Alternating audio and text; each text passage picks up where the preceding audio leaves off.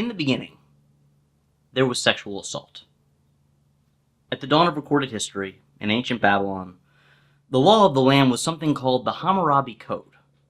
That's the thing that said an eye for an eye and a tooth for a tooth.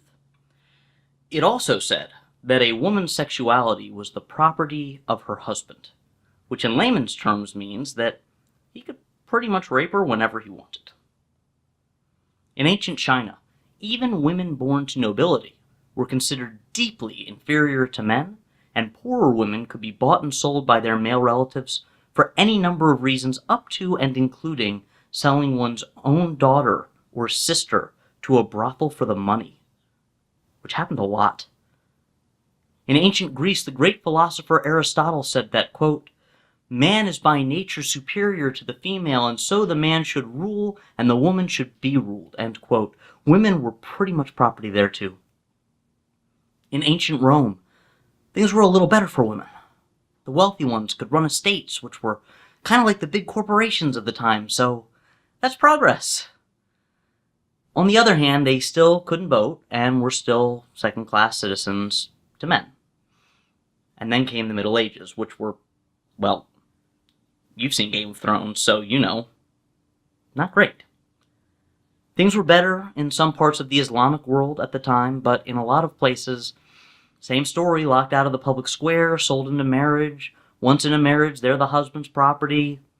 You get the idea. And these things still go on today in all kinds of cultures all over the world. Women at best secondary to men, and at worst, men's property.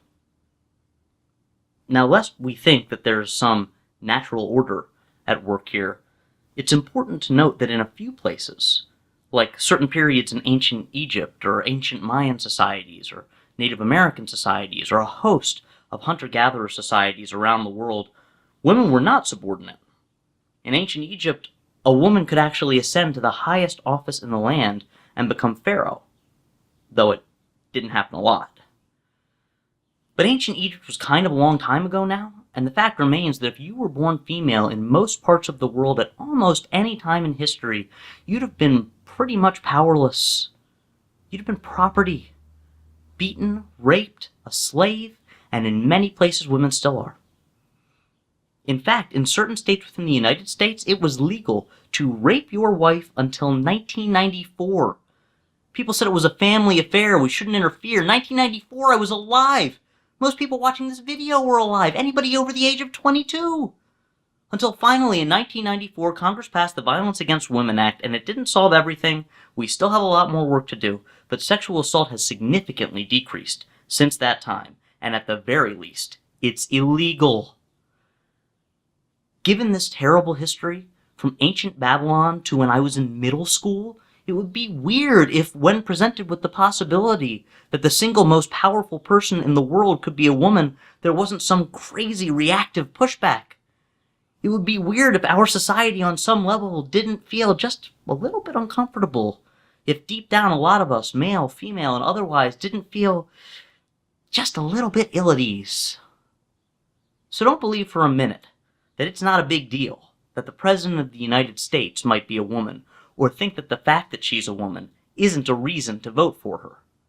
Because for all her faults and flaws, and Lord knows she sure has them, her election will, if nothing else, send a message to the world, to men and women alike, to boys and to girls, that there is nothing a woman cannot accomplish. There is nothing a woman cannot do, that in the 21st century women shall not be, and must never be again, rapeable property.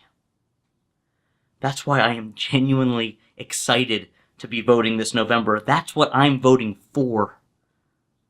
Because all things considered, it's kind of historic.